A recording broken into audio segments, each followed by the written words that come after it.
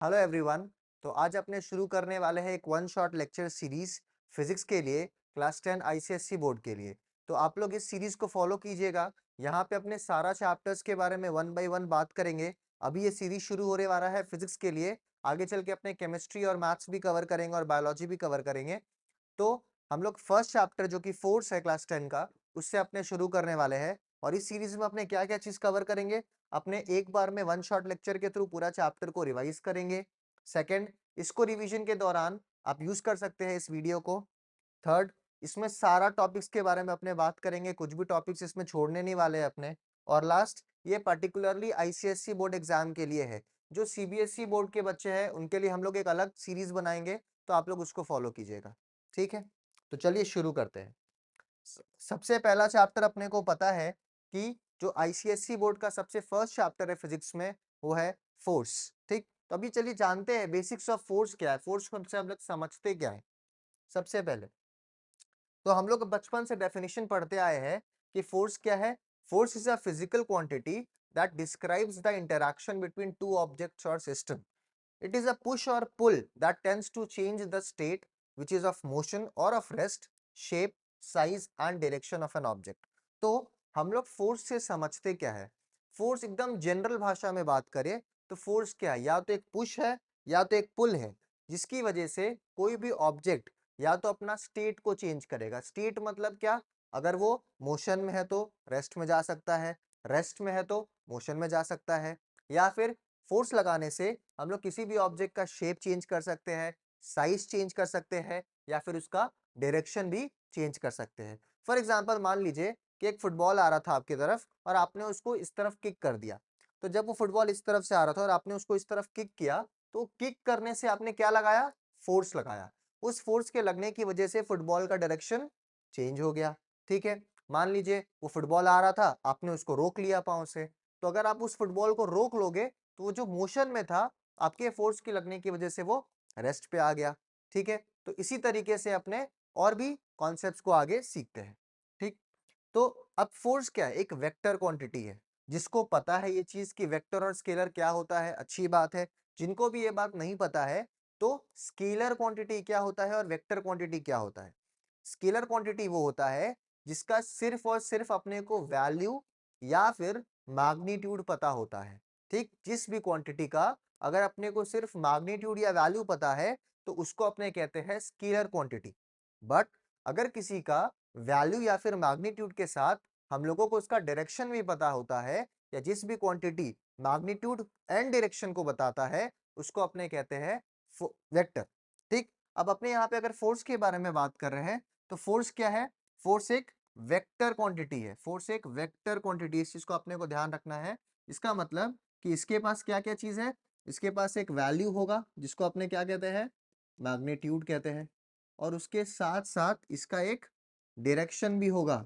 जब भी हम लोग फोर्स को डिफाइन करेंगे, तो बिना डायरेक्शन के हम लोग फोर्स को डिफाइन नहीं कर सकते। ठीक, तो मैग्नीट्यूड एंड डायरेक्शन है, तो इसको अपने क्या कहेंगे, इसको अपने कहेंगे एक वेक्टर क्वांटिटी। ठीक, it has both magnitude and direction. ठीक, और अगर लास्टली अपने अगर फोर्स के यूनिट के बारे में बात करें, तो फोर्स का यूनिट क्या होता है, न्यूटन होता है। ठीक है, और भी यूनिट्स होता है, बट अपने ऐसा यूनिट के बारे में सबसे ज्यादा यूज करते हैं अपने ऐसा यूनिट को। तो ऐसा यूनिट क्या होता है, न्यूटन। ठीक है, आगे अब जैसे आप देख पा रहे हो एप्लीकेशन में कि अगर एक बच्चा एक बॉक्स को पुश करता है, ठीक, तो वो फोर्स लगा रहा है। अगर एक बच्चा एक बॉक्स को पुल करता है, तो भी वो फोर्स लगा रहा है। इसीलिए अपने फोर्स को कहते हैं पुश या फिर पुल। ठीक है, तो अब आगे देखते हैं। हम लोग यहाँ पे दो टाइप ऑफ मोशन के बारे में पढ़ते हैं। एक है लीनियर और ट्रांसलेशनल मोशन। तो लीनियर मोशन से हम लोग क्या समझते हैं, अगर कोई भी ऑब्जेक्ट एक स्ट्रेट लाइन में ट्रैवल कर रहा है, तो उसको अपने कहते हैं लीनियर मोशन, या फिर स्ट्रेट लाइन मोशन, या फिर ट्रांसलेशनल मोशन। ठीक, ये तीनों नाम से जाना जाता है। ठीक, तो जब भी कोई ऑब्जेक्ट एक स्ट्रेट पाथ पे ट्रैवल करेगा, स्ट्रेट पाथ पे ट्रैवल करेगा, तो अपने उसको क्या कहेंगे, लीनियर मोशन कहेंगे। और एक चीज ध्यान रखना है कि जिस तरफ आप फोर्स लगाओगे, ऑब्जेक्ट को उसी तरफ ट्रैवल करना चाहिए। ठीक है, मान लेते हैं अगर ये ऑब्जेक्ट है, तो अगर आपने फोर्स इस तरफ लगाए, तो इसका जो डिस्प्लेसमेंट होगा या इसका जो मूवमेंट होगा वो भी सेम डायरेक्शन में होगा, दैट ऑफ फोर्स। और अगर वो स्ट्रेट लाइन में होता है तो उसको अपने कहते हैं कौन सा मोशन, उसको अपने कहते हैं लीनियर मोशन। ठीक है, अब एग्जाम्पल के तौर पे अगर एक स्ट्रेट ट्रैक पे ट्रेन चल रहा है, कोई भी ट्रेन या फिर मेट्रो अगर एक स्ट्रेट ट्रैक पे चलता है तो वो किसका एग्जाम्पल हो जाएगा, लीनियर या फिर ट्रांसलेशनल मोशन का एग्जाम्पल हो जाएगा। ठीक है, आई होप आपको यहां तक समझ में आ रहा है। तो चलिए आगे बढ़ते हैं। इसके बाद है सेकेंड टाइप ऑफ मोशन जो अपने पढ़ने वाले हैं, वो है रोटेशनल मोशन। ठीक, अब रोटेशनल मोशन हम लोगों को पता है क्या होता है कि कोई भी ऑब्जेक्ट के ऊपर जब फोर्स लगता है और उस फोर्स की लगने की वजह से अगर वो ऑब्जेक्ट किसी एक पाइवटेड पॉइंट, मतलब एक ऐसा पॉइंट जिसके अक्रॉस एक ऑब्जेक्ट घूमने लगे, उस रोटेशन या फिर उस मोशन को अपने क्या कहते हैं, रोटेशनल मोशन। ठीक है, अब इसमें सबसे इंपॉर्टेंट चीज क्या है कि बॉडी का पाइवटेड होना जरूरी है। पाइवटेड मतलब एक एक्सिस ऑफ रोटेशन, एक पॉइंट ऑफ रोटेशन जिसके अक्रॉस वो ऑब्जेक्ट घूम सकता है। ठीक है, तो आपको इस चीज को फोकस करना है। ठीक, और जिस भी एक्सिस के अलॉन्ग घूमता है वो उसको अपने कहते हैं एक्सिस ऑफ रोटेशन। कोई भी अगर एक रोटेशनल मोशन होगा तो मान लेते हैं कि कोई भी अगर चीज रोटेट कर रहा है, मान लेते हैं ये पॉइंट है और इसके अक्रॉस एक ऑब्जेक्ट रोटेट कर रहा है, तो ये जो पॉइंट होगा उसको अपने कहेंगे पाइवटेड पॉइंट। ठीक, और अगर जिस इसके अगर इस पॉइंट पे अगर अपने एक एक्सिस बनाते हैं तो इसको अपने कहेंगे एक्सिस ऑफ रोटेशन। ठीक है, अभी एग्जाम्पल में देख सकते हैं, एग्जाम्पल क्या है रोटेशनल मोशन का। तो अपने को पता है कि सोलर सिस्टम में सन के अक्रॉस सारा प्लैनेट्स घूमता है। ठीक है, तो इस टाइप ऑफ मोशन को अपने क्या कहते हैं, रोटेशनल मोशन। ठीक है, आगे अभी अपने को यहाँ पे पढ़ना है मोमेंट ऑफ फोर्स या फिर टर्निंग इफेक्ट ऑफ फोर्स या फिर सिंपली उसको अपने कहते हैं टॉर्क। अब ये कॉन्सेप्ट बहुत बच्चों को समझ में नहीं आता है, बहुत इजी कॉन्सेप्ट है, अपने चलिए देखते हैं। तो टॉर्क क्या होता है, टॉर्क क्या होता है या फिर टॉर्क को ये अपने क्या क्या कहते हैं, मोमेंट ऑफ फोर्स या फिर टर्निंग इफेक्ट ऑफ फोर्स।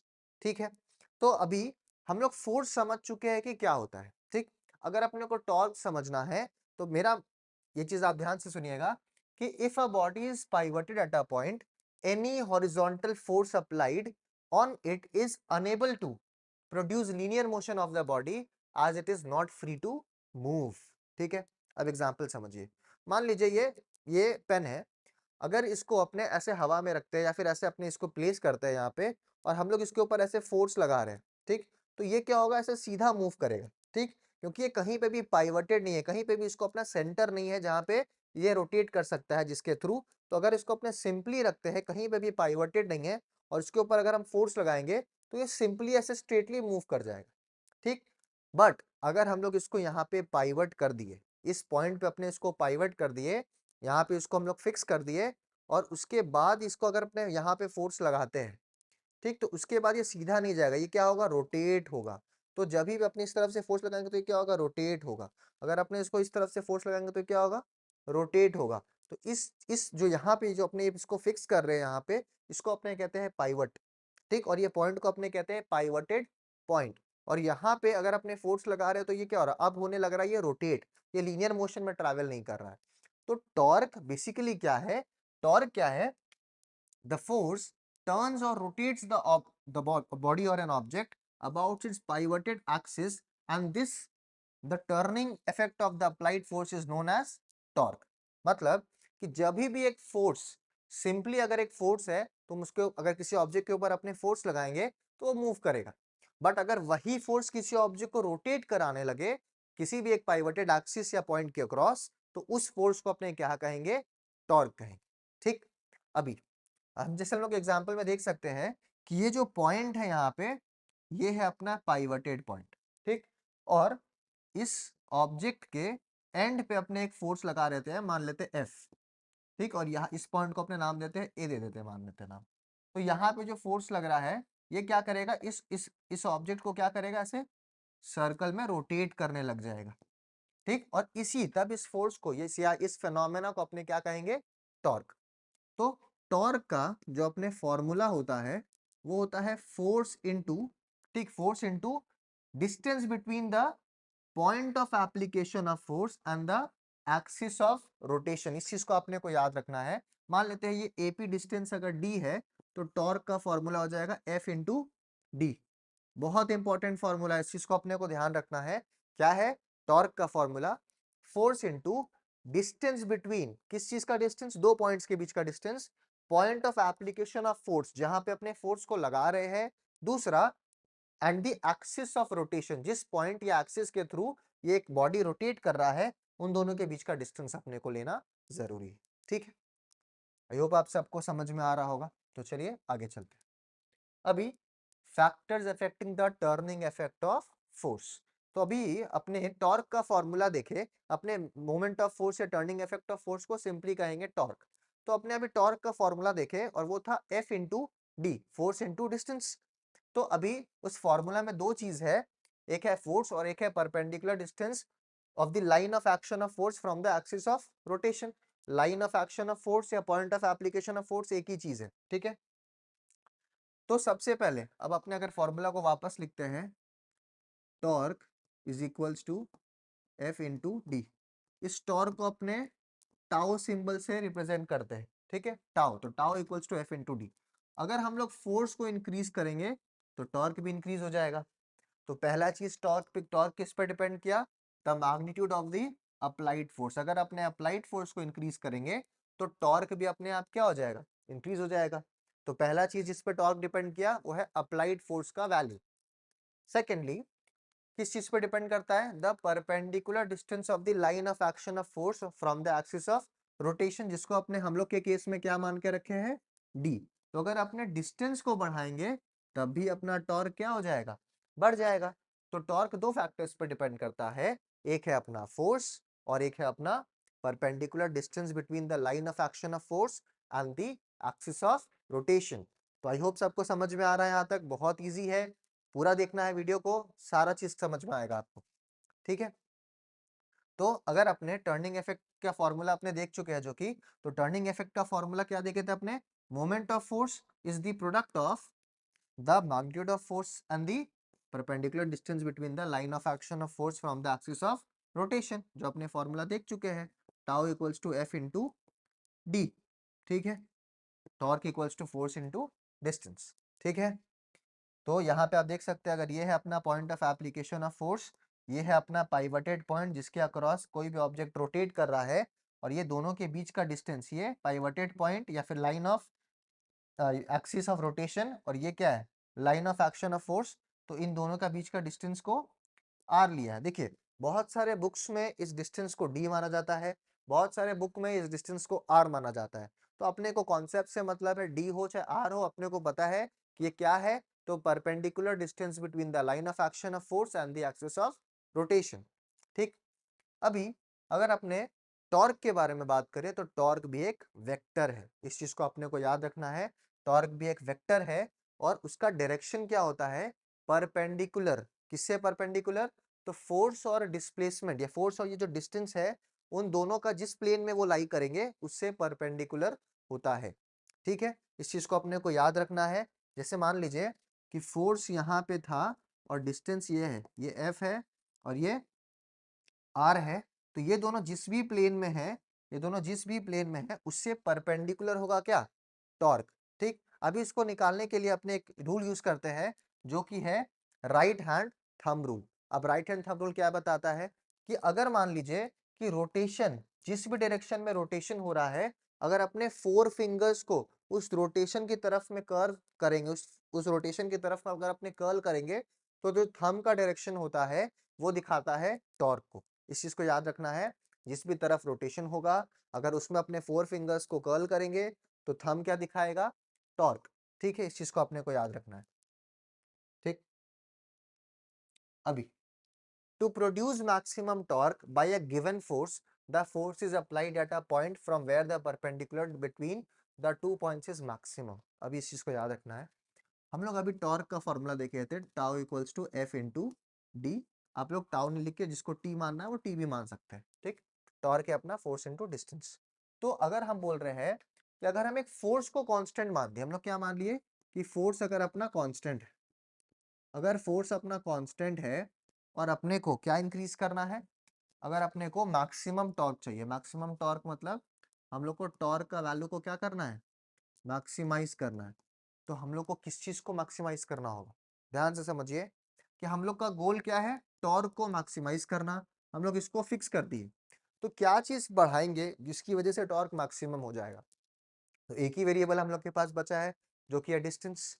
तो अगर हम इस डिस्टेंस को मैक्सिमम लेंगे तो ऑटोमेटिकली टॉर्क क्या हो जाएगा, मैक्सिमम हो जाएगा। तो वही लिखा है कि अगर हम लोग को for a particular given force, अगर हम लोग को टॉर्क को मैक्सिमाइज करना है, टर्निंग इफेक्ट या मोमेंट ऑफ फोर्स को मैक्सिमाइज करना है, तो अपने को क्या करना पड़ेगा, distance between the axis of rotation and the line of action of force को सबसे दूर रखना पड़ेगा। ठीक, अगर वो डिस्टेंस मैक्सिमम होगा तो ऑटोमेटिकली अपने को टॉर्क भी मैक्सिमम मिलेगा। ठीक है, अब अगर अपने टॉर्क के यूनिट के बारे में बात करते हैं, ठीक, यूनिट ऑफ टॉर्क, तो टॉर्क क्या है, फोर्स इनटू डिस्टेंस। फोर्स का ऐसा यूनिट क्या होता है, न्यूटन। डिस्टेंस का क्या होता है, मीटर। तो टॉर्क का क्या हो जाएगा ऐसा यूनिट, न्यूटन मीटर। अपने अगर ऐसे यूनिट के बारे में बात करें तो टॉर्क का ऐसा यूनिट क्या हो जाएगा, न्यूटन मीटर। और दूसरे यूनिट्स में भी रिप्रेजेंट होता है, जैसे KGF metre, kilogram force into metre. CGS में क्या होता है, डाइन डाइन सेंटीमीटर। सीजीएस में ग्राम फोर्स इनटू मीटर। ठीक, और ये कन्वर्शंस है जो आपको याद रखना है। ठीक है, ये बेसिक कन्वर्शंस है, ये आपको याद रखना होगा कि किस वेरिएबल को अपने किस वेरिएबल में कन्वर्ट कर सकते हैं। ठीक है, तो नेक्स्ट इसके आगे अपने यहाँ तक कवर किए। अभी आगे तो दो टाइप ऑफ मोमेंट्स अपने पढ़ते हैं, एक होता है क्लॉकवाइज मोमेंट और एक होता है एंटी क्लॉकवाइज मोमेंट। बहुत सिंपल, एकदम ध्यान दीजिएगा। क्या लिखा है, if the turning effect rotates the body in the anti clockwise direction then the moment of force is called anti clockwise moment, it is taken as positive. याद रखना है कि जब भी कोई फोर्स फोर्स को जब अगर एक फोर्स रोटेशन देने लगे तो उसी फोर्स को अपने क्या कहते हैं, टॉर्क कहते हैं। तो अगर कोई टॉर्क किसी ऑब्जेक्ट को एंटी क्लॉकवाइज रोटेट कराने लगे, एंटी क्लॉकवाइज मतलब सब कोई घर पे, सबके घर पे क्लॉक है, क्लॉक जिस हिसाब से चलता है, मतलब अगर हम लोग एक क्लॉक बनाए तो क्लॉक चलता है ऐसे, इसको अपने कहते हैं क्लॉकवाइज मोमेंट या फिर क्लॉकवाइज मूवमेंट। ठीक है, अगर अपने इसी को अगर अपना डायरेक्शन उससे उल्टा हो जाए तो इस डायरेक्शन को अपने क्या कहते हैं, एंटी क्लॉकवाइज। तो एंटी क्लॉकवाइज अगर कोई एक टॉर्क या मोमेंट ऑफ फोर्स किसी ऑब्जेक्ट को एंटी क्लॉकवाइज डायरेक्शन में घुमाने लगे तो उस मोमेंट को अपने कहेंगे एंटी क्लॉकवाइज मोमेंट। एंड ये कन्वेंशन है कि हम लोग एंटी क्लॉकवाइज डायरेक्शन को क्या मानते हैं, पॉजिटिव मानते हैं। तो एंटी क्लॉकवाइज मोमेंट अपना क्या होगा, पॉजिटिव होगा। और जैसे अभी अपने राइट हैंड थंब रूल से देखा कि जिस तरफ डायरेक्शन होगा मोशन का उस तरफ अपने किस चीज को कर्ल करेंगे, फोर फिंगर्स को कर्ल करेंगे। तो अपना जो थंब होगा वो क्या होगा, डायरेक्शन ऑफ टॉर्क दिखाएगा। तो अगर हम लोग यहाँ पे राइट हैंड थंब रूल से अपना फोर फिंगर्स को एंटी क्लॉकवाइज कर्ल करते हैं तो थंब क्या हो रहा है, out of the plane, out of the ये जो बोर्ड है इससे बाहर की तरफ। तो इसीलिए इसका डायरेक्शन को अपने क्या मानेंगे, आउटवर्ड्स मानेंगे। क्लियर है सबको, ठीक है। ये सब चीज सबको ये चीज अभी करके देखेगा कॉपी में, ठीक है। नेक्स्ट, सिमिलरली अगर कोई एक टॉर्क किसी भी ऑब्जेक्ट को क्लॉकवाइज डायरेक्शन में घुमाने लगे, क्लॉकवाइज डायरेक्शन में घुमाने लगे तो उसको अपने क्या कहेंगे, क्लॉकवाइज मोमेंट कहेंगे। और उसका साइन क्या होने वाला है, तो उसको अपने कन्वेंशन के थ्रू क्या मानते हैं कि क्लॉकवाइज मोमेंट को अपने क्या मानते हैं, नेगेटिव मानते हैं। और सिमिलरली अगर अपने राइट हैंड थंब रूल से अगर अपने इस डायरेक्शन में फिंगर्स को घुमाएंगे तो हम लोग का थंब किस तरफ पॉइंट कर रहा है, इनसाइड द बोर्ड या फिर inside the plane of paper. अगर आप एग्जाम में जब इसको सॉल्व करोगे या कॉपी में भी आप इसको नोट डाउन करोगे तो आपका वो पेपर में जाएगा, पेपर के अंदर थंब होना चाहिए। तो उसको अपने क्या कहेंगे, इनवर्ड्स। कौन से रूल से, राइट हैंड थंब रूल। अब यहाँ पे क्या याद रखना है, बहुत बच्चे राइट हैंड लेफ्ट हैंड में कंफ्यूज हो जाते हैं। तो राइट हैंड से इसको करना है, लेफ्ट हैंड से मत यूज करना वरना गलत डायरेक्शन आएगा। ठीक है, तो चलिए आगे समझते हैं। सबको यहाँ तक क्लियर है, टॉर्क क्या होता है, फोर्स क्या होता है, कितने टाइप ऑफ फोर्सेस होते हैं, moment of force, turning effect of force, torque सब कुछ सेम है। टॉर्क का यूनिट क्या होता है, स्केलर क्वांटिटी, वेक्टर क्वांटिटी, सब कुछ अपने बात कर चुके हैं। अभी अभी यहाँ पे अपने देखेंगे कि direction of rotation of the body can be changed. अभी दो डायरेक्शंस के बारे में अपने बात किए, एक डायरेक्शन था अपना क्लॉकवाइज, एक डायरेक्शन था अपना एंटी क्लॉकवाइज। तो अगर हम लोगों को ये डायरेक्शन को ही चेंज करना है तो कैसे चेंज कर सकते हैं, इसका क्या क्या वेज है अपने उस बारे में अभी बात करेंगे। ठीक, तो सबसे पहला प्रोसेस, सबसे पहला स्टेप क्या है कि हम लोग डायरेक्शन ऑफ रोटेशन को चेंज करने के लिए हम लोग क्या कर सकते हैं भाई, changing the point of application of force. ठीक है, मतलब जिस पॉइंट पे हम फोर्स लगा रहे थे पहले उस ऑब्जेक्ट के ऊपर, उस पॉइंट को ही चेंज कर दिए। एग्जांपल देखिएगा कि मान लीजिए कि एक रोटेशन है, वो इस तरीके से था एंटी क्लॉकवाइज, क्योंकि उसके ऊपर फोर्स लग रहा था इस डायरेक्शन में। ठीक है, अगर फोर्स इस डायरेक्शन में लग रहा था तो ऑब्वियस सा कोई भी ऑब्जेक्ट है, मान लेते हैं ये एक ऑब्जेक्ट है, ठीक है, उसके ऊपर फोर्स इधर लगा रहे थे और यहाँ पे पाइवटेड था, तो ये ऐसे एंटी क्लॉकवाइज डायरेक्शन में घूम रहा था। ठीक है, अगर हम लोग इसका point of application of force को चेंज कर रहे हैं पर फोर्स का डायरेक्शन को सेम रखे, ठीक, तो अगर ये हम पॉइंट को देखें तो ये पॉइंट का नाम क्या था, ए। अगर हम इस फोर्स को यहाँ नहीं लगा के इस पॉइंट बी पे लगाए, पर अभी भी फोर्स का डायरेक्शन क्या है, लेफ्ट टू राइट की तरफ है डायरेक्शन, अभी भी हम यहाँ पे भी लेफ्ट टू राइट की तरफ ही रखे, पर इस पॉइंट ऑफ एप्लीकेशन को ही बदल दिए। अगर हम अब ऊपर फोर्स लगाएंगे तो जो भी ऑब्जेक्ट है यहाँ पे, जो भी ऑब्जेक्ट है पाइवटेड ऑब्जेक्ट, अब वो क्लॉकवाइज की तरफ घूमना शुरू होगा। ठीक है, तो पहला स्टेप क्या है, पहला वे क्या है कि अगर हम लोग फोर्स का डायरेक्शन को सेम रखें, अभी भी फोर्स इसी तरफ लग रहा है, पर हम लोग क्या बदल दिए, तो point of application of force अगर बदल देंगे तो यहाँ पे एंटी क्लॉकवाइज या फिर पॉजिटिव मोमेंट ऑफ फोर्स या पॉजिटिव टॉर्क आ रहा था, यहाँ पे नेगेटिव या फिर क्लॉकवाइज मोमेंट ऑफ फोर्स आ जाएगा। ठीक, तो पहला स्टेप क्या है, आप फोर्स का डायरेक्शन को सेम रखिए, फोर्स का डायरेक्शन क्या रहेगा, direction of force remains same but the point of application of force has been changed। ठीक है, फर्स्ट प्रोसेस। सेकेंड प्रोसेस क्या है कि आप डायरेक्शन ऑफ फोर्स को चेंज कीजिए पर point of application of force को क्या रखना है, सेम रखना है। ठीक, तो ये एग्जांपल देखेंगे अभी हम लोग कि हम लोग क्या किए, ये जो ऑब्जेक्ट था यहाँ पे पाइवटेड था, हम लोग फोर्स लगा रहे थे इस तरफ, अगर अपने फोर्स इस तरफ लगाएंगे तो किस तरफ घूमेगा, ये एंटी क्लॉकवाइज घूमेगा, और एंटी क्लॉकवाइज को अपने क्या मानते हैं, पॉजिटिव मानते हैं।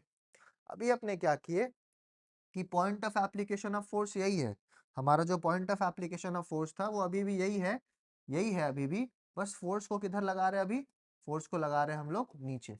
तो अगर अपने फोर्स को नीचे की तरफ लगाएंगे but point of application of force अगर हमारा सेम है, तो ये जो घूमना शुरू होगा, ये क्लॉकवाइज घूमना शुरू हो जाएगा, तो इस क्लॉकवाइज मूवमेंट हो जाएगा ये। ठीक है, तो हम लोग सीखे यहाँ पे दो वेज है जहाँ पे अपने मोमेंट ऑफ फोर्स को या रोटेशन को चेंज कर सकते हैं। तो रोटेशन को चेंज करने के लिए पहला प्रोसेस क्या है कि आप फोर्स का डायरेक्शन को सेम रखिए, बस उसका पॉइंट ऑफ एप्लीकेशन को अलग अलग कर दीजिए। दूसरा, आप पॉइंट ऑफ एप्लीकेशन को सेम रखिए पर फोर्स का डायरेक्शन को अलग अलग कर देने से दोनों में ही हमारा रोटेशन क्या होगा, चेंज हो जाएगा। ठीक है, एंटी क्लॉकवाइज मतलब पॉजिटिव, क्लॉकवाइज मतलब नेगेटिव। ठीक है, सबको समझ में आ रहा है, एकदम शांति से पढ़ना है, बहुत इजी है।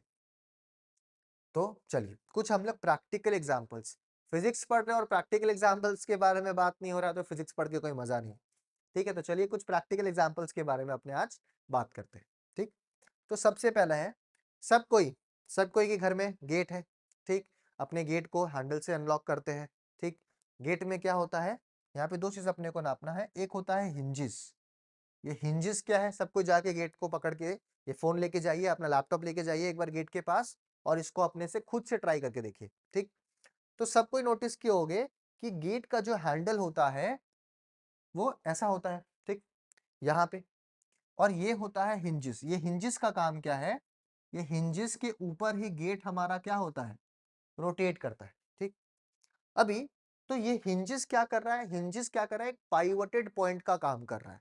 मतलब ये गेट जब घूमेगा तो ये होने वाला है उसका एक्सिस, ये होने वाला है इस गेट का एक्सिस, जिसके ऊपर गेट या तो ऐसे घूमेगा या तो ऐसे घूमेगा, जिस तरफ से हम लोग फोर्स लगाएंगे उस तरफ से गेट घूमेगा। अब ये बच्चा गेट के पीछे खड़ा है, फोर्स उसको इस तरफ लगाएगा तो ऑब्वियसली गेट ऐसे घूमने वाला है, तो हम लोग इस वाले चीज को हटा देते।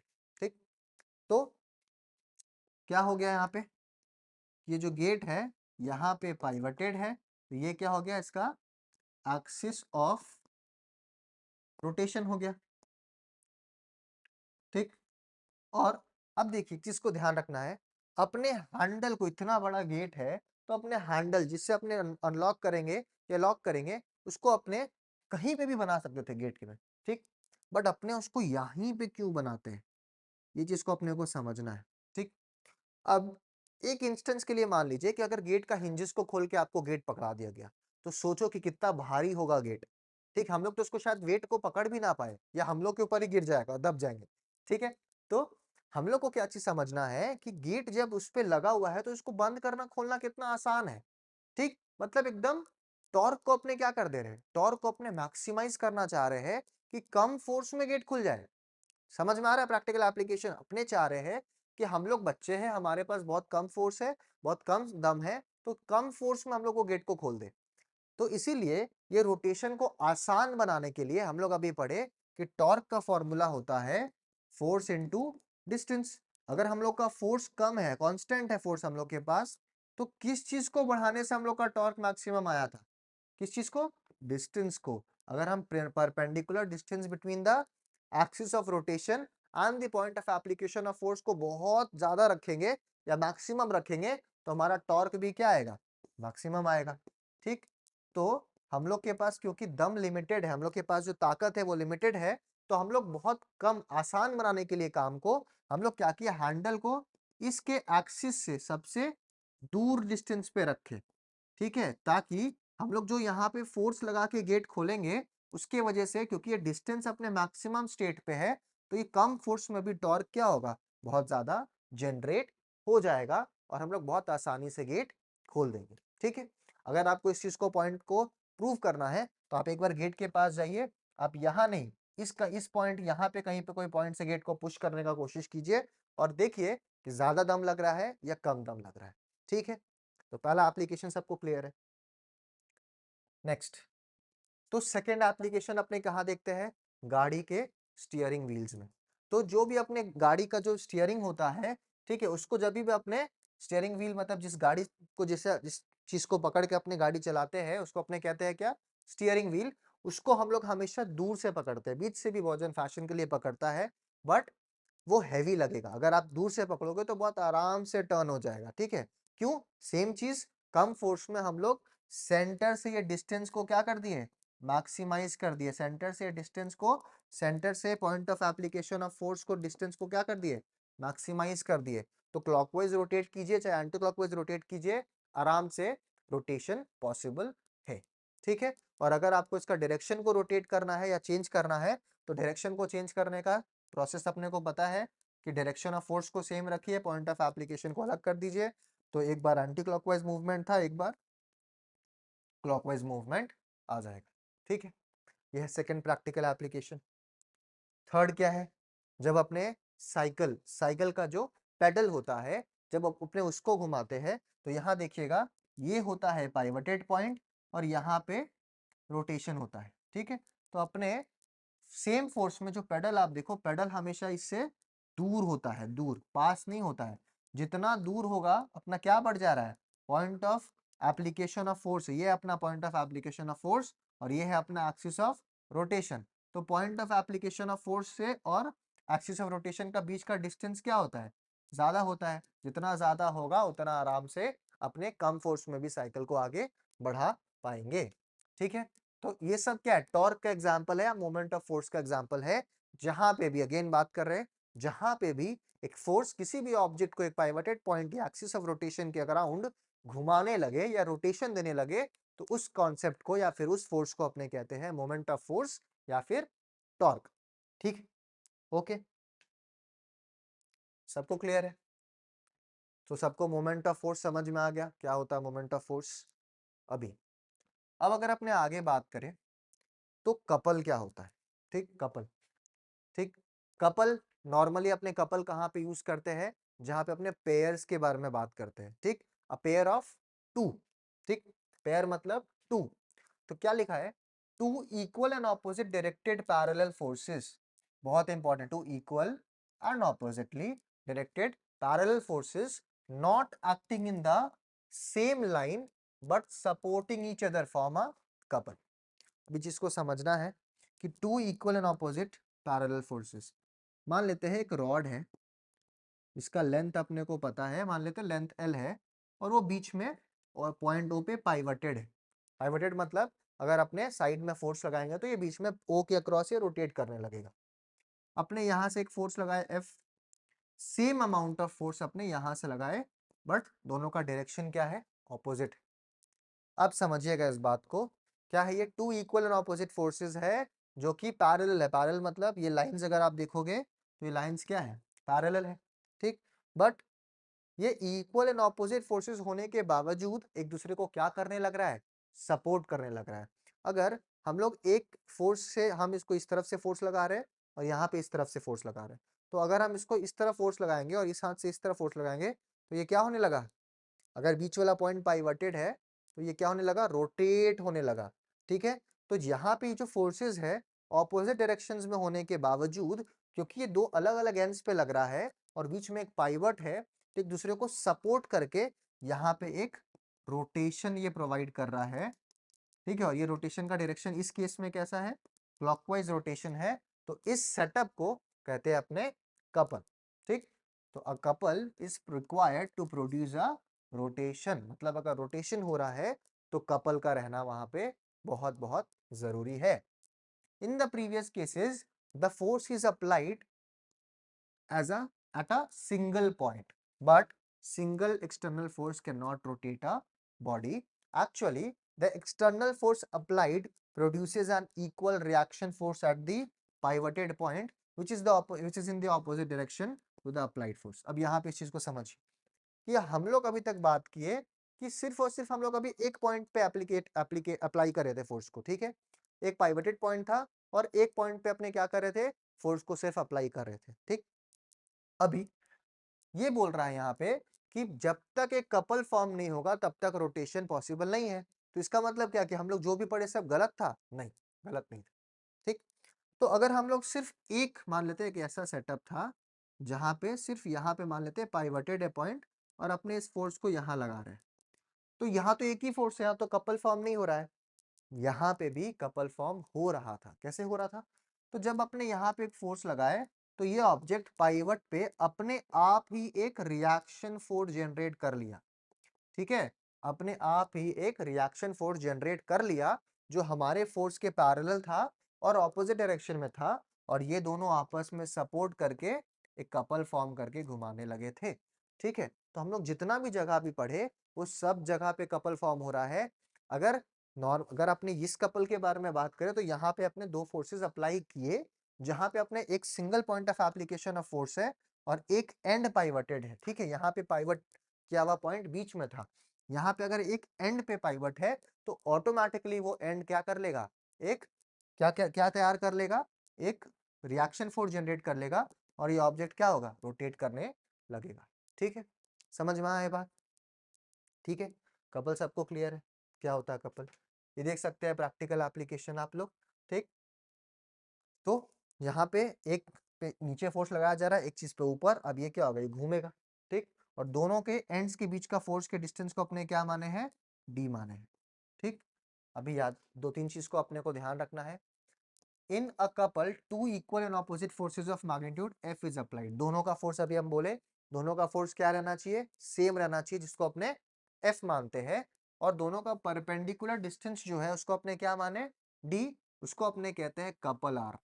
ये जो डिस्टेंस है, ये जो डिस्टेंस ऑफ द रॉड है जिसको अपने एल भी बोल रहे थे, लेंथ ऑफ द रॉड, उसको अपने स्मॉल डी या एल से रिप्रेजेंट करते हैं। और उसका क्या कहना है, उसका नाम क्या है, उसको अपने कहते हैं कपल आर्म। क्या कहते हैं, कपल आर्म, ठीक। तो अभी देखिए ये चीज, ये डेरिवेशन है, तो इसको क्या देखना है, यहाँ पे कपल आर्म का एक डेरिवेशन है जहां पे अपने क्या निकालेंगे, मोमेंट ऑफ कपल निकालेंगे। हम लोग यहाँ पे मोमेंट ऑफ फोर्स के बारे में बात कर चुके थे, वो था एफ इंटू डी। एफ का मतलब था अप्लाइड फोर्स, डी का मतलब क्या था कि the perpendicular distance between the axis of rotation and the line of action of force. तो अभी अपने यहाँ पे एक नया चीज बात करने वाले, कपल। तो मोमेंट ऑफ कपल क्या मतलब कि कपल मतलब दो फोर्सेस लगने के बाद जो रोटेशन होगा उसका मोमेंट का फॉर्मूला क्या होता है।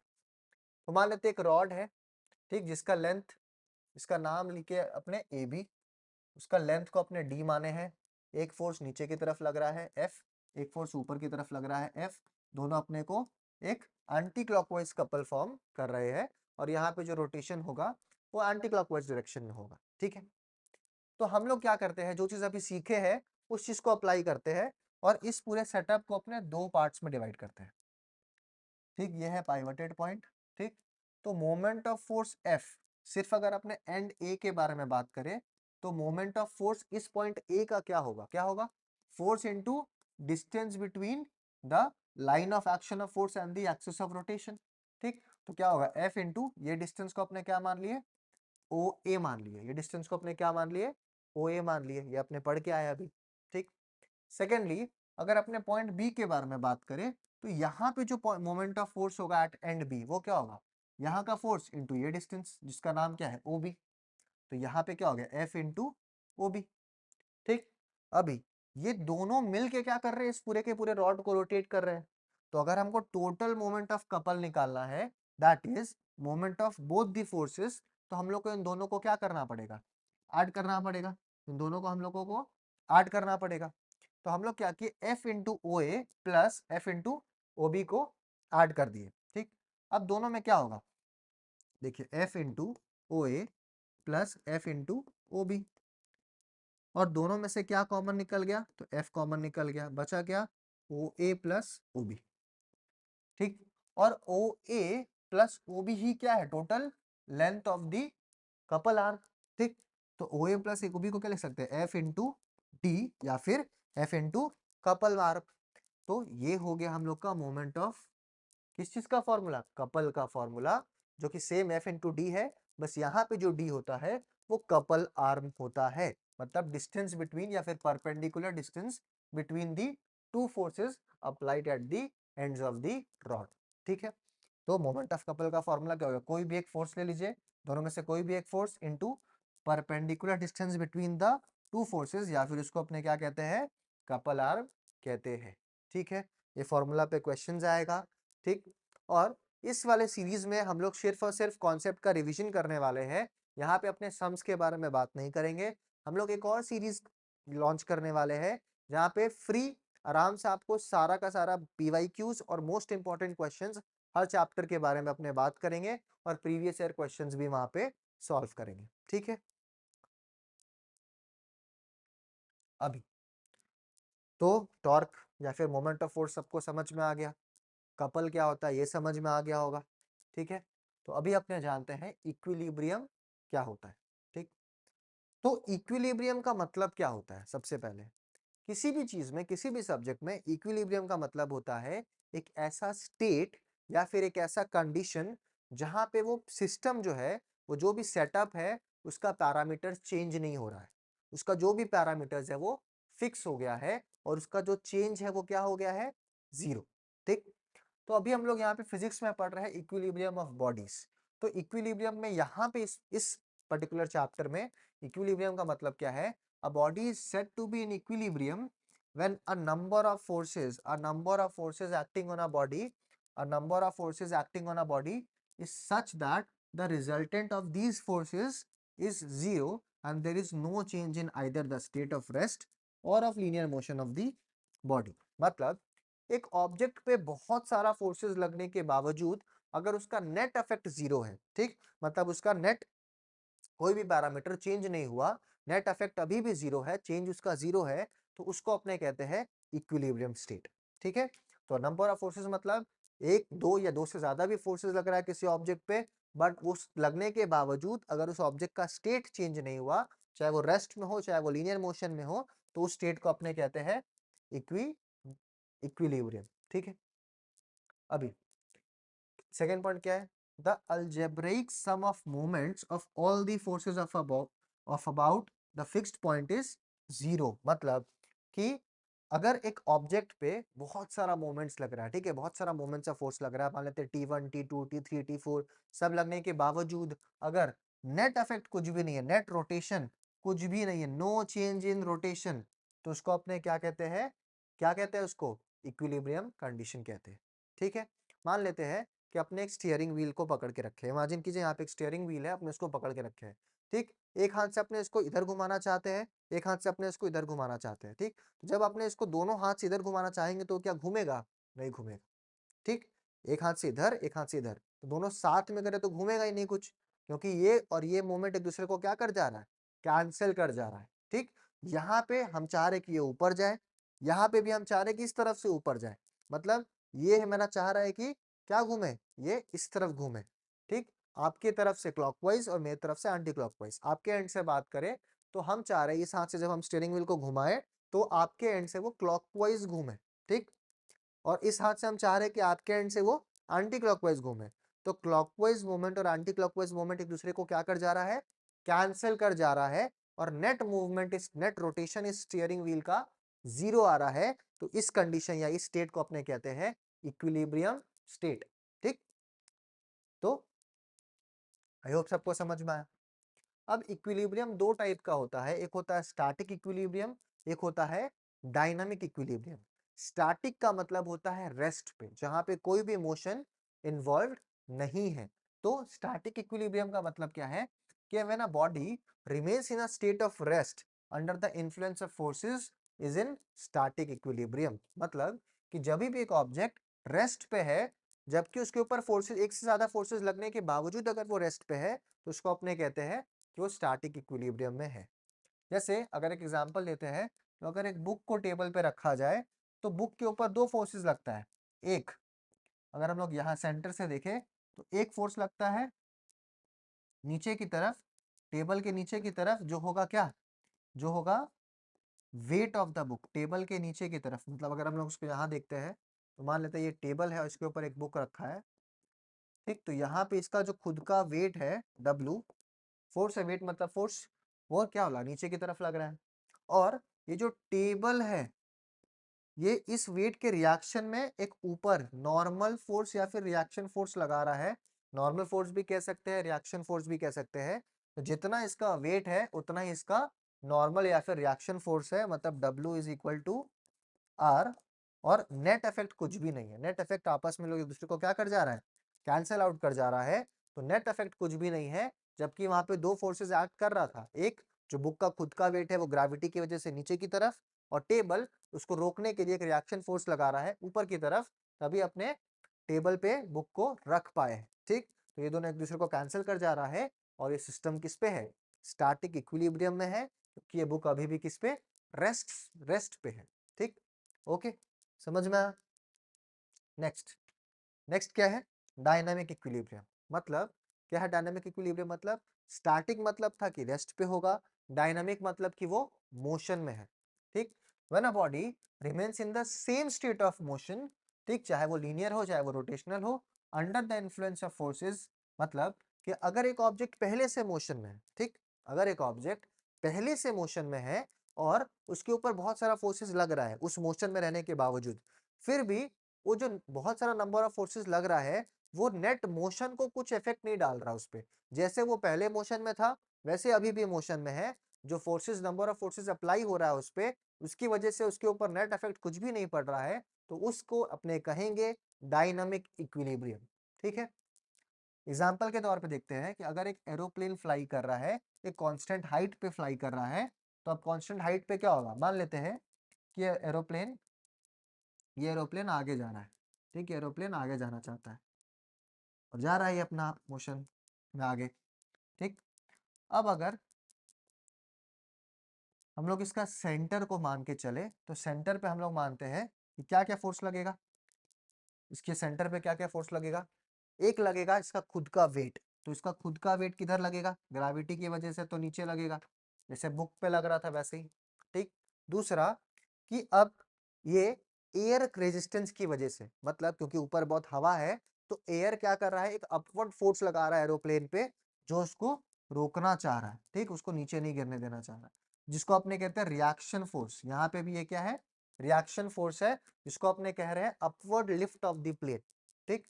या फिर जो इंजन चल रहा है, इंजन, ठीक, तो इंजन का काम क्या होता है? एरोप्लेन को फ्लाई कराना, ठीक।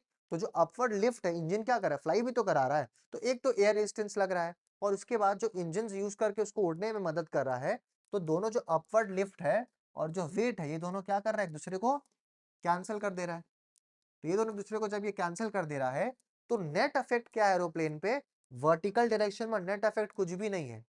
तो कहाँ है, वर्टिकल डायरेक्शन में नहीं है, तो सिर्फ और सिर्फ ये क्या, अपने मोशन को, जो लीनियर मोशन है इस केस में, स्ट्रेट लाइन में ट्रैवल कर रहा है एरोप्लेन, वो अपने मोशन को अनडिस्टर्ब्ड होके फॉलो करता चला जाएगा।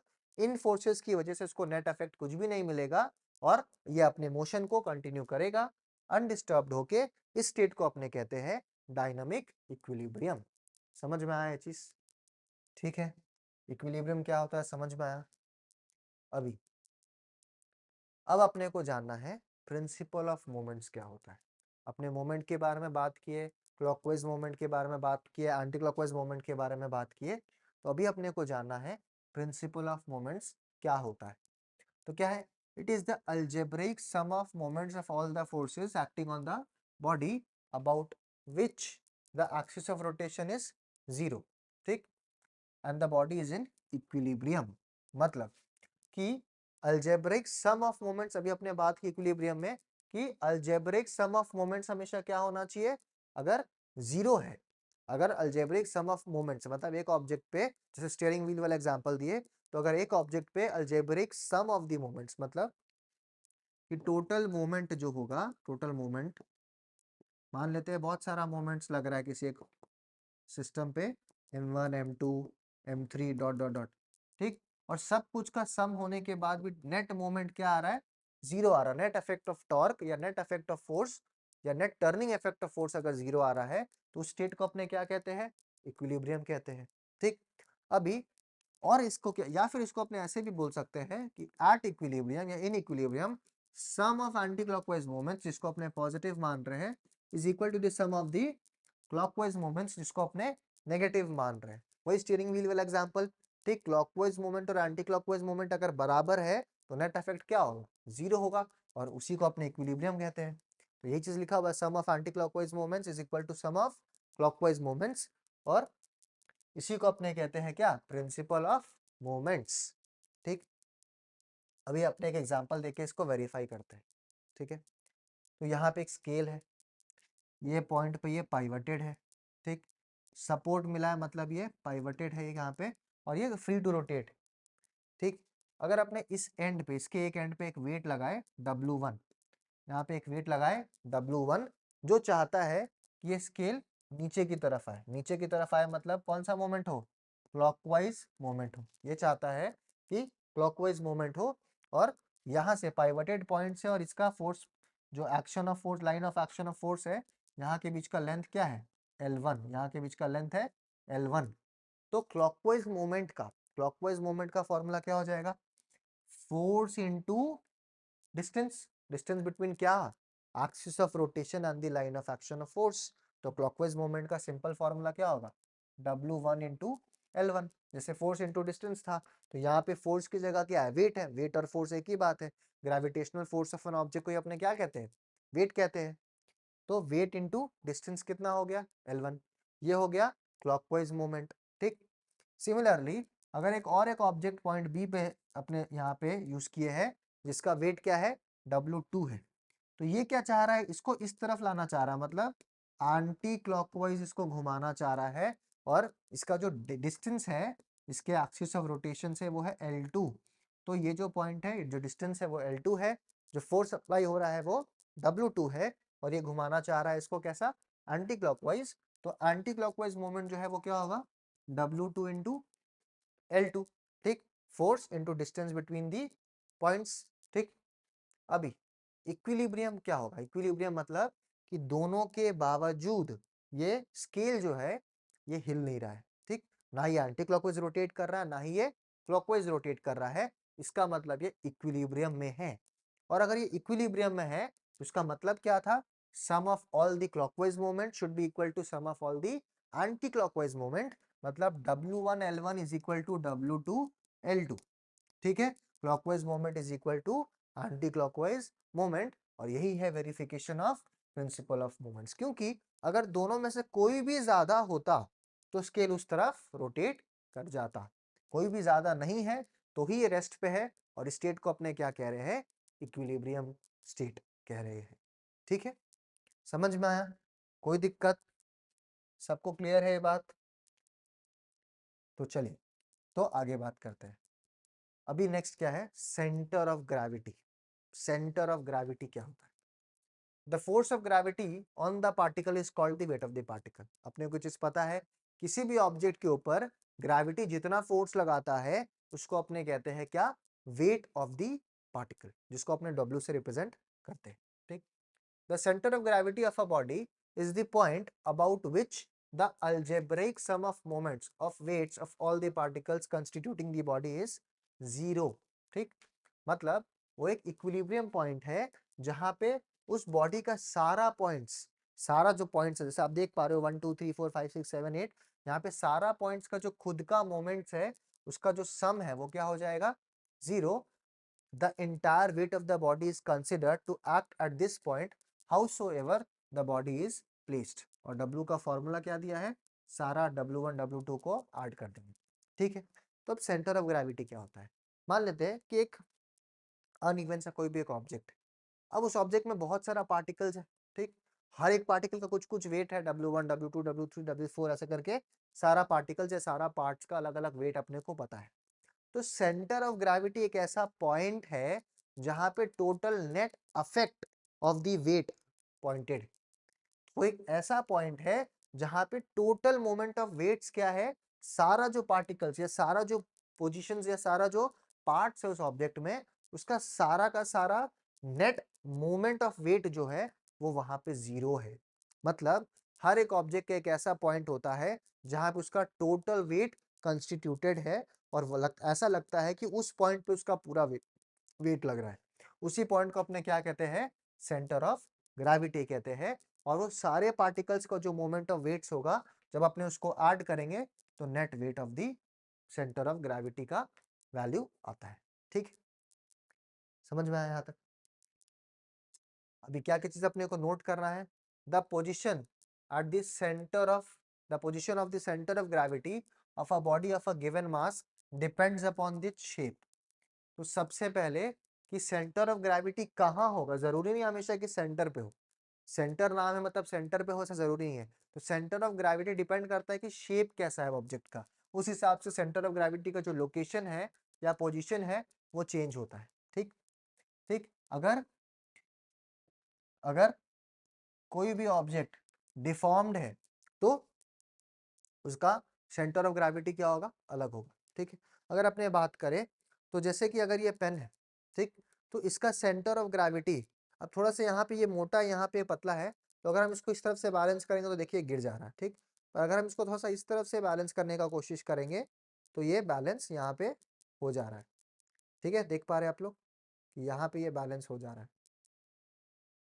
ठीक, इसका मतलब क्या है, इसका जो टोटल वेट, अब देखिए पेन तो यहाँ पे भी पार्टिकल है, यहाँ पे भी पार्टिकल है, यहाँ पे भी पार्टिकल है, यहाँ पे भी पार्टिकल है, बट यहाँ वेट लगने से ये नीचे नहीं गिर रहा है, क्योंकि सारे पार्टिकल्स का जो net effect of moment of weight है वो कहीं ना कहीं इस पॉइंट के करीब लग रहा है। तो अगर हम इस पार्ट को बैलेंस कर लिए तो ये पूरा पार्टिकल बैलेंस हो गया। और ये शेप पर डिपेंड करता है। ठीक है, अलग अलग शेप का ऑब्जेक्ट का अलग अलग सेंटर ऑफ ग्रेविटी होता है। Next, it is not necessary that the center of gravity always be within the material of the body। अब इस चीज को याद रखना है, जरूरी नहीं है कि किसी भी ऑब्जेक्ट का सेंटर ऑफ ग्रेविटी उसके मटेरियल के अंदर ही हो। जैसे फॉर एग्जांपल एक रिंग या फिर एक हॉलो स्फीयर का सेंटर ऑफ ग्रेविटी उसके अंदर होता है, मतलब जरूरी नहीं। जैसे अगर आप रिंग के बारे में बात करें तो रिंग का जो सेंटर ऑफ ग्रेविटी होता है वो उसके सेंटर पे होता है, जहां पे कोई मटेरियल नहीं है। हॉलो रिंग है या हॉलो स्फीयर है, मान लीजिए एक बॉल है जो अंदर से खाली है, ठीक है, तो उसका जो सेंटर है वहां पे उसका सेंटर ऑफ ग्रेविटी होता है। अब एक खाली बॉल है तो उसके अंदर तो कुछ मटेरियल है नहीं, बट उसको ऐसा लगेगा आपको कि जो नेट इफेक्ट उस बॉल का है वो कहीं सेंटर पे पोजिशन है। ठीक है, third, using this concept a body of weight W can be considered as a point object of weight W at its centre of gravity. मतलब कि अगर एक रैंडम सा कोई भी वेट है जिसका टोटल वेट क्या है, W है, तो इस ऑब्जेक्ट को हम लोग इस तरीके से भी ट्रीट कर सकते हैं कि ये इतना बड़ा सा ऑब्जेक्ट ना होके एक पॉइंट ऑब्जेक्ट है जिसका टोटल वेट क्या है, W है। दोनों एक ही बात है। ठीक है, सेंटर ऑफ ग्रेविटी क्या करता है, कोई एक बड़ा सा ऑब्जेक्ट को एक पॉइंट की तरह रिप्रेजेंट करा सकता है जिसका टोटल वेट क्या होगा उस ऑब्जेक्ट के वेट के बराबर होगा। ठीक है, Number 4, the center of gravity of a freely suspended body always lie vertically below the point of suspension. मतलब कि अगर कोई भी ऑब्जेक्ट अगर फ्रीली सस्पेंडेड है तो इसका सेंटर ऑफ ग्रेविटी हमेशा ये लाइन ऑफ सस्पेंशन के बीचों बीच ही होता है। ठीक है, इस चीज को अपने को ध्यान रखना। अभी अलग अलग ऑब्जेक्ट्स, अलग अलग शेप, अलग अलग सेंटर ऑफ ग्रेविटीज कहाँ है, ये चीज आपको याद रखना है। ठीक है, एग्जाम में किसी का भी पूछ सकता है। Centre of gravity circular ring के लिए बीच में होता है, सर्कुलर डिस्क के लिए बीच में होता है, एक रेगुलर ट्रायंगल के लिए बीच में यहाँ पे होता है सेंट्रॉइड पे। ठीक है, रेक्टेंगल के लिए डायगोनल्स जहाँ पे मीट करता है वहाँ पे, पैरेललोग्राम के लिए भी, स्क्वायर के लिए भी, नॉर्मल एक रॉड के लिए बीच में होता है, सिलेंडर के लिए यहाँ पे बीच में होता है। तो आपको अलग अलग ऑब्जेक्ट्स के लिए सेंटर ऑफ ग्रेविटी कहाँ कहाँ पे होता है, जिसको आपको याद करना है, इससे क्वेश्चंस आ सकता है। ठीक, नेक्स्ट, यूनिफॉर्म सर्कुलर मोशन क्या होता है। ठीक है, तो हम लोग को नाम में ही काम समझ में आ रहा है। यूनिफॉर्म मतलब कि उसका स्पीड ऑफ मोशन या फिर वेलोसिटी ऑफ मोशन फिक्स रहेगा या कांस्टेंट रहेगा। यूनिफॉर्म का मतलब है when a body moves with a constant speed in a circular path. Circular motion का मतलब ही क्या है कि सर्कुलर पाथ में अगर एक ऑब्जेक्ट मूव कर रहा है और वो एक कांस्टेंट स्पीड से मूव कर रहा है, उसका जो वेलोसिटी या स्पीड है अगर वो चेंज नहीं हो रहा है तो उसको अपने क्या कहते हैं, यूनिफॉर्म सर्कुलर मोशन कहते हैं। ठीक है, समझ में आया। अभी the body travels equal distances in equal intervals of time in a circular path, so the speed is uniform but the direction of body changes at every point on the path. अब इस चीज को बहुत बहुत important point है कि अगर एक ऑब्जेक्ट एक सर्कुलर पाथ पे ट्रैवल करता है, मान लेते हैं अगर एक ऑब्जेक्ट है तो एक सर्कुलर पाथ पे ट्रैवल कर रहा है, सेंटर ओ है, एक सर्कुलर पाथ पे एक ऑब्जेक्ट ट्रैवल कर रहा है। ठीक, और मान लेते हैं कि पूरा का पूरा जर्नी में इसका जो स्पीड है वो मान लेते हैं 50 मीटर पर सेकेंड।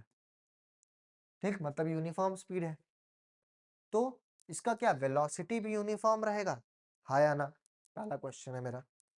तो स्पीड का मैग्नीट्यूड यहाँ पे हम लोग क्या कर दिए, फिक्स कर दिए, मतलब जो वैल्यू है वो फिक्स कर दिए, और हर एक पॉइंट पे इसका जो स्पीड है वो 50 मीटर पर सेकेंड ही रहेगा। बट मजे की बात यह है कि वो ऑब्जेक्ट जब अपना पोजीशंस को चेंज करता है तो हर एक पॉइंट पे उसका जो डायरेक्शन होगा वो टैंजेंशियल होगा।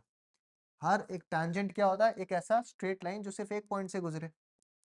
ठीक है, तो हर एक पॉइंट पे उस ऑब्जेक्ट का जो स्पीड का डायरेक्शन होगा वो टैंजेंशियल होगा, और इस वजह से हम लोग ये कहेंगे कि हर एक पॉइंट पे उस ऑब्जेक्ट का जो डायरेक्शन है वो क्या हो रहा है, चेंज हो रहा है। ठीक है, तो वेलोसिटी क्या हुआ, अब वेलोसिटी तो एक वेक्टर क्वांटिटी है। वेलोसिटी क्या है, एक वेक्टर क्वांटिटी है, और वेक्टर का दो पार्ट्स होता है, एक क्या होता है मैग्नीट्यूड, एक क्या होता है डायरेक्शन। ठीक, और यहाँ पे मैग्नीट्यूड तो फिक्स है जो कि 50 मीटर पर सेकेंड है, पर यहाँ पे डायरेक्शन क्या हो रहा है, चेंज हो रहा है। तो अगर यहाँ पे डायरेक्शन चेंज हो रहा है तो वेलोसिटी भी क्या होगा, चेंज होगा। तो एक सर्कुलर मोशन में आपको ये याद रखना है कि ऑल्दो उसका स्पीड का मैग्नीट्यूड या वेलोसिटी का मैग्नीट्यूड जिसको अपने स्पीड कहते हैं वो फिक्स है, बट क्योंकि उसके हर पॉइंट पे उसका डायरेक्शन बदलता है तो उसका वेलोसिटी भी बदलेगा, और वेलोसिटी बदलेगा तो इस मोशन को अपने क्या कहेंगे, एक्सेलरेटेड मोशन कहेंगे। इस चीज को आपको ध्यान रखना है, इसको अपने कहेंगे एक्सेलरेटेड मोशन।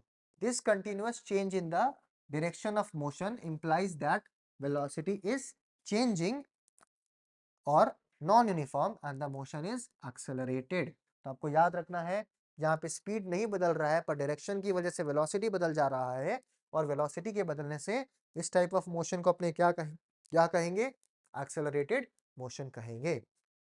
ठीक, in uniform linear motion both speed and velocity are constant. क्यों, क्योंकि लीनियर मोशन में क्योंकि डायरेक्शन फिक्स होता है, स्ट्रेट लाइन मोशन में डायरेक्शन फिक्स होता है, स्ट्रेट लाइन मोशन में डायरेक्शन फिक्स होता है, तो अगर वेलोसिटी कांस्टेंट, स्पीड अगर कांस्टेंट है तो वेलोसिटी भी बाय डिफॉल्ट क्या हो जाता है, कांस्टेंट हो जाता है। बट मतलब ये कह सकते हैं कि यूनिफॉर्म लीनियर मोशन में एक्सेलरेशन क्या होगा, जीरो होगा। बट अगर हम लोग यूनिफॉर्म सर्कुलर मोशन के बारे में बात करें तो वहां पे यूनिफॉर्म स्पीड रहने के बावजूद डायरेक्शन की वजह से वेलोसिटी क्या हो जाता है, वेरिएबल हो जाता है, और यहाँ पे एक्सेलरेशन होता है। ठीक है, एक्सेलरेशन होता है मतलब एक्सेलरेशन इसका क्या है, नॉन जीरो है, और इस वजह से इस टाइप ऑफ मोशन को अपने कहते हैं एक्सेलरेटेड मोशन। मतलब uniform linear motion is a non accelerated motion, whereas a uniform circular motion is an accelerated motion। ठीक है, सबको यहां तक समझ में आया? ठीक है, अभी यूनिफॉर्म सर्कुलर मोशन या फिर कुछ भी चीज, कोई भी ऑब्जेक्ट अगर सर्कुलर मोशन में है तो वहां पे दो फोर्सेस लगते हैं। एक होता है सेंट्रीपेटल फोर्स, एक होता है सेंट्रीफ्यूगल फोर्स। ठीक है, तो पहले जानते हैं कि सेंट्रीपेटल फोर्स क्या है। It is the force acting on a body moving in a circular path in a direction towards the center of the circular path which continuously changes in the direction of the moving body। ठीक है, तो मान लेते हैं कि एक object rotate कर रहा है, इस तरीके से रोटेट कर रहा है, तो पूरे रोटेशन में ये, मान लेते हैं एक स्ट्रिंग में बंधा हुआ है एक ऑब्जेक्ट और ये रोटेट कर रहा है। ठीक, तो पूरे डायरेक्शन में यहाँ पे एक फोर्स लगता है जो सेंटर की तरफ डायरेक्टेड होता है पूरे जगह पे। बस हर एक पॉइंट पे इसका डायरेक्शन क्या होते जाएगा, हर एक पॉइंट पे इसका लाइन जो है वो चेंज होते जाएगा, पर हमेशा इसका डायरेक्शन क्या होता है, सेंटर की तरफ ही होगा। ऑब्जेक्ट अलग अलग लोकेशंस पे जाएगा, उससे कोई फर्क नहीं पड़ता, इसका क्या रहेगा कि हमेशा हर एक पॉइंट पे जो सेंट्रीपेटल फोर्स का डायरेक्शन होगा, वो सेंट्रीपेटल का फोर्स का डायरेक्शन हमेशा सेंटर की तरफ होगा। ठीक, और अपने अभी देखे कि हर पॉइंट पे इसका क्या बदलेगा, तो वेलोसिटी बदलेगा। बट जो सेंट्रीपेटल फोर्स है वो एक सेंटर डायरेक्टेड फोर्स है, और कोई भी चीज कभी भी एक सर्कुलर मोशन में रोटेट करेगा तो वहां पे एक फोर्स लगता है सेंटर की तरफ, जो हमेशा क्या होगा, सेंटर की तरफ डायरेक्टेड होगा। ठीक, और ये जो फोर्स है ये डायरेक्शन को हमेशा बदलने में हेल्प करता है। ठीक, और ये एग्जांपल में अपने देख सकते हैं कि जैसे सोलर सिस्टम में प्लैनेट्स रोटेट कर रहा है, सन के अक्रॉस अगर प्लैनेट्स रोटेट कर रहा है तो सारा प्लैनेट्स का एक सेंट्रीपेटल फोर्स लगता है सन की तरफ। ठीक, या फिर अगर आप एक एटम में बात करें तो आटम के न्यूक्लियस के अराउंड में कौन रोटेट करता है, इलेक्ट्रॉन्स रोटेट करता है, तो वहां पे एक सेंट्रीपेटल फोर्स लगता है सेंटर की तरफ। ठीक है, समझ में आया? दूसरा क्या है, सेंट्रीफ्यूगल फोर्स। अभी सेंट्रीफ्यूगल फोर्स क्या है कि इमेजिनरी फोर्स। ठीक, मतलब जैसे हम लोग एक रिएक्शन फोर्स अपने पढ़े थे। ठीक, जैसे बुक रखा था टेबल पे तो बुक का वेट को अपोज कौन करता है, एक रिएक्शन फोर्स। तो वहां पे रिएक्शन फोर्स भी क्या था कि इमेजिनरी फोर्स था। यहाँ पे भी सेंट्रीफ्यूगल फोर्स क्या है कि इमेजिनरी फोर्स है, assumed by an observer moving with the velocity, moving with the body to be acting on the body in a direction away from the center of the circular path। मतलब कि हर एक object पे जिस तरफ centripetal force लगता है उसी के ऑपोजिट डायरेक्शन में हम लोग इमेजिन करते हैं कि एक रिएक्शन फोर्स भी लग रहा होगा, जो कि इसके बीच में एक बैलेंस मेंटेन करके रखा है। अगर ये नहीं लगता, हम लोग ऐसा अज्यूम कर रहे हैं कि अगर ऐसा नहीं लगता तो ये ऑब्जेक्ट जाके सेंटर पे गिर जाता। ठीक है, ये जो डायरेक्शंस में जो ऑपोजिट इक्वल फोर्सेस है, मतलब अगर सेंट्रीपेटल को हम लोग एफ मानते हैं तो सेंट्रीफ्यूगल फोर्स भी एफ ही होता है, दोनों का वैल्यू सेम होता है। बस इसमें क्या चेंज होता है, तो डायरेक्शन चेंज होता है, ताकि एक दूसरे को ये बैलेंस कर सके और ऑब्जेक्ट अपने पाथ पे घूमते रहे। ठीक है, this force has same magnitude as that of centripetal force but acts in a direction opposite to it. इसका मतलब कि सेंट्रीपेटल फोर्स का जो वैल्यू होता है, सेंट्रीफ्यूगल फोर्स का वैल्यू जो होता है, दोनों सेम होता है। बस इसमें क्या फर्क होता है, तो दोनों का डायरेक्शन ऑपोजिट होता है और एक दूसरे को बैलेंस करता है। It is not a real force but a fictitious और इमेजिनरी फोर्स। तो सेंट्रीफ्यूगल फोर्स क्या है, एक रिएक्शन फोर्स है, एक इमेजिनरी फोर्स है, जो हम लोग अज्यूम करते हैं कि वो सेंट्रीपेटल फोर्स को बैलेंस करता है और रोटेशन को कंटिन्यू रखने में हेल्प करता है। ठीक है, एप्लीकेशन आप देख सकते हैं कि अगर एक स्ट्रिंग से एक ऑब्जेक्ट बंधा और वो घूम रहा है तो उसके बीच में क्या लग रहा है, हम लोग के हाथ की तरफ सेंट्रीपेटल फोर्स लग रहा है, और ये उसका हर एक पॉइंट पे वेलोसिटी है, हर एक पॉइंट पे उसका वेलोसिटी चेंज हो रहा है। ठीक है, यहाँ पे जब जब बॉल यहाँ जा रहा है वेलोसिटी इसका बदल जा रहा है टेंजेंशियली।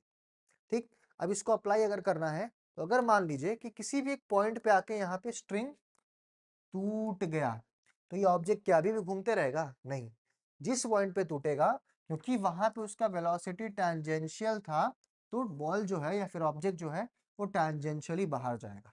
ठीक, और यही चीज प्रूव करता है कि हर एक पॉइंट पे वेलोसिटी का डायरेक्शन अलग है। अगर वो बॉल यहाँ पे आके कहीं पे टूटता तो वो इधर थोड़ी जाता, फिर वो किधर जाता? इधर जाता। अगर एक बॉल यहाँ पे आके टूटता तो वो इधर जाता, यहाँ पे टूटता तो वो इधर जाता, क्योंकि हर एक पॉइंट पे जो वेलोसिटी का डायरेक्शन होता है वो टैंजेंशियल होता है। ठीक, समझ में आया? समझ में आया? और ये एक प्रैक्टिकल एग्जांपल है सेंट्रीफ्यूगल फोर्स और सेंट्रीपिटल फोर्स का, कि अगर एक मान लेते हैं शॉट पुट एक गेम है जहाँ पे यहाँ पे एक मेटल का बॉल होता है, यहाँ पे एक स्ट्रिंग होता है और इसको फेंकना होता है। जितना दूर आप फेंकोगे उतना ज्यादा आपको पॉइंट्स मिलता है। तो बॉल और यहाँ पे जो फोर्स लग रहा है अंदर की तरफ, सेंटर की तरफ, इसको अपने कहते हैं सेंट्रीपिटल फोर्स। इसके वो जो बैलेंस करता है फिक्शियस या फिर इमेजिनरी फोर्स, इसको अपने कहते हैं सेंट्रीफ्यूगल फोर्स। और इसका जो वेलोसिटी कंपोनेंट लग रहा है वो एंटी क्लॉकवाइज घूम रहा है, इस चीज को अपने ऑर्बिट कहते हैं। और ये है एक्सिस, क्योंकि ये आदमी इसको अपने संग रोटेट करा रहा है, तो एक्सिस ऑफ रोटेशन कौन है? ये खुद है। समझ में आया? तो ये है कुछ प्रैक्टिकल एप्लीकेशंस। तो यहाँ हमारा ये फोर्स का चैप्टर खत्म हुआ। ठीक, आई होप सबको समझ में आया होगा।